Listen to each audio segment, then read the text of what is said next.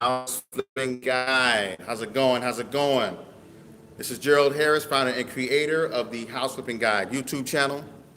Also, the founder and creator of the House Flipping Family Facebook group. And guys, I'm gonna tell you like this. I got a treat for you this evening. I got Mr. Earl Knighten. Earl has over 18 years of real estate experience with Boardwalk Realty. He's been with Boardwalk Realty for a while. And today, we're going to talk about some current real estate issues and some trends that are going on in the market and whatnot. Earl.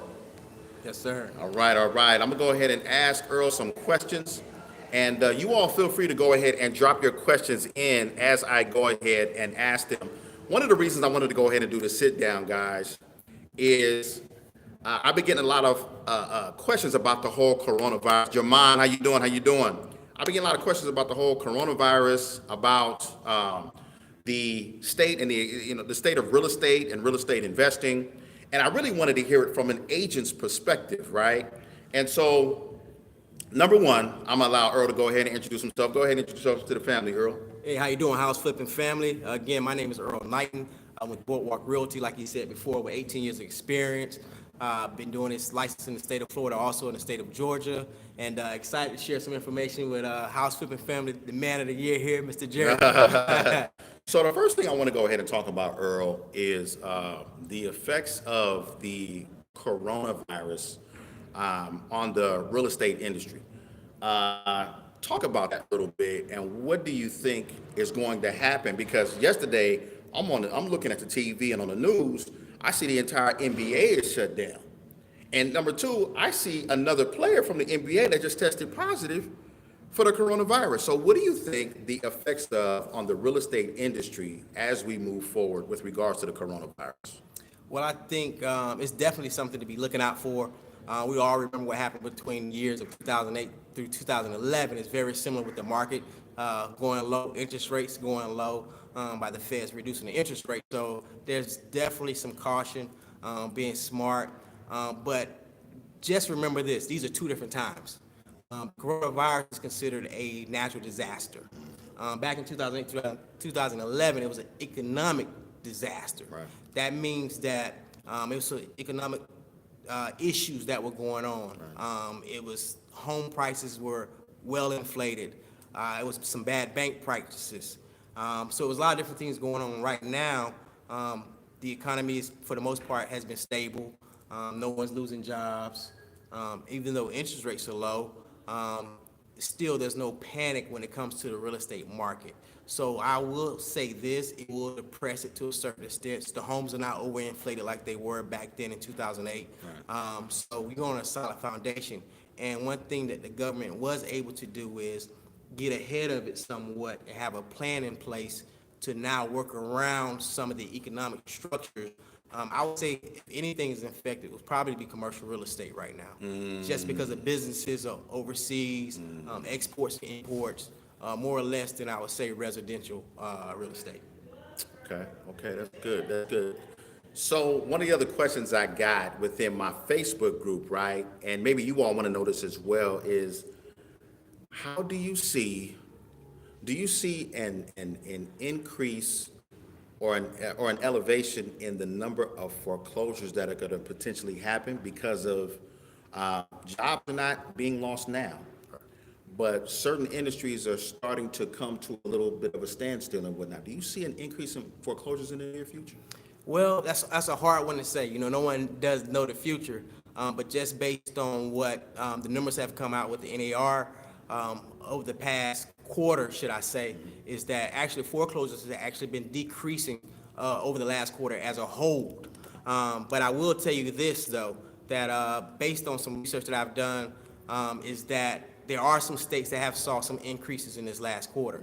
And Montana's one of the states, Georgia, Washington, Louisiana, and Michigan are a few of the states that have seen some increase this past quarter, at the end of 2019 to 2020, of foreclosures. Right. So it's one of those things that, like I said, with the interest rate staying low, there still are some programs for home buyers to stay in their homes that they're working on. Matter of fact, I know of some that's working on some programs right now that the likelihood of increasing foreclosures is not there, but we're all waiting to see as well as what this virus is going to do, of course, and how. But I do believe it's not going to be as bad. Like again, like to go back to say as it was in 2008, just because it's a different type of situation.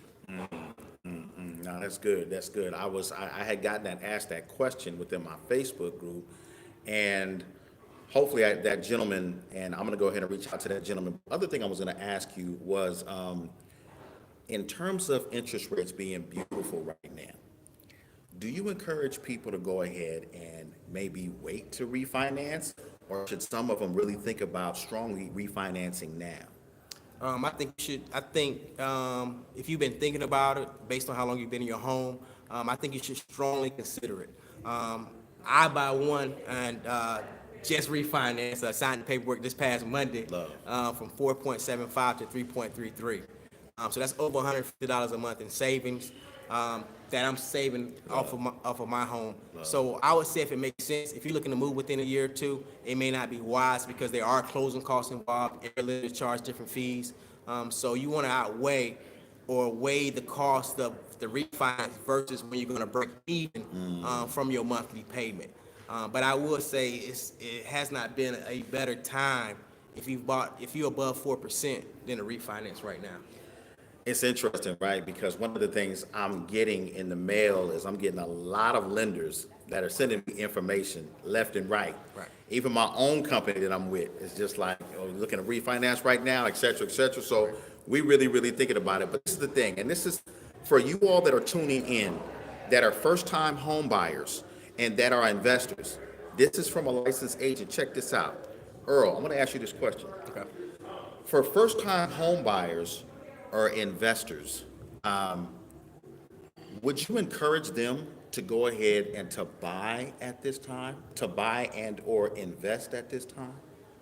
I would say if you're looking at just based purely on interest rates and where the market is right now, purchasing a home, I would definitely say yes, because from a residential standpoint, you're buying a home now that just months ago would have cost you an extra $100 a month in payment.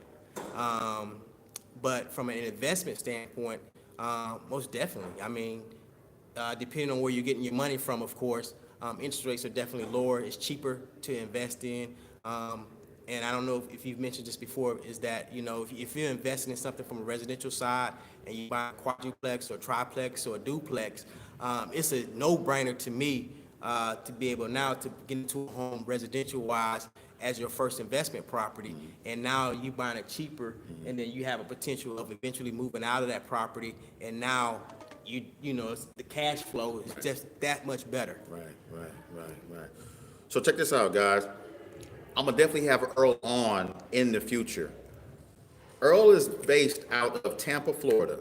He's also licensed in Georgia. Does a lot of business in Atlanta and the surrounding areas. And so he's with Boardwalk Realty. I'm going to go ahead and leave all his information in the description. Phone number, email address, as well as some additional information from him. If you all are looking to buy at any time, in terms of whether you're a first-time buyer, you are looking to buy an additional home, you are looking to buy, one of the things I teach on this channel, and I'll tell you this, Earl, one of the things I teach people, especially like real estate investors, is like, look, how to invest in real estate. And when you buy a property, like a 4-unit apartment complex, that's essentially living rent and mortgage free if you set it up correctly. Earl is one of the people, I hear a lot about, I know a lot of real estate investors, right? But very few real estate professionals. It's a professional right here. So if you want somebody, if you're in Florida, if you're in Georgia, reach out to Earl. I'm gonna drop all his information. Earl, you wanna go ahead and tell me your phone number online? You want me to go ahead and drop it in the link below? Drop that in the link below, but I will give you the website. You can go to www.earl, E-A-R-L, Knighten, Knighten.com to reach out to me. And also you can find me on Facebook or Instagram or YouTube as well. Yeah. So what I'm gonna do, guys, I'm gonna drop all that information in the description. And I see you all asking questions and whatnot. They fade away. And so I'm gonna go ahead, I'm gonna drop all this information in the description. If y'all need Earl, go ahead and reach out to him, guys. Y'all take care. Have a blessed one. Take care.